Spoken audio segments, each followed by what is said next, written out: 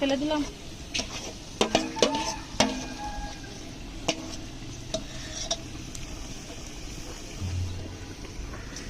নামাজটা নষ্ট করে লাভ আছে, নামাজ পড়ে আসে।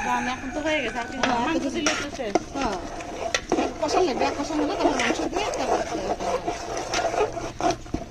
তারপর কখন কষাবো? আমি জানি তো বগুড়া থেকে এরকম করে আপনি এখন তো রান্না খেতে পারবেন। আমি হ্যাঁ দেখলেন তো এখন আর কেউ ঠেকাইতে পারবে না।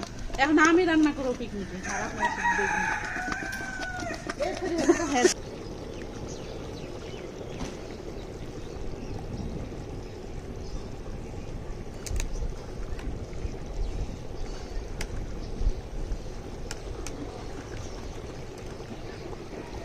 এগুলো বল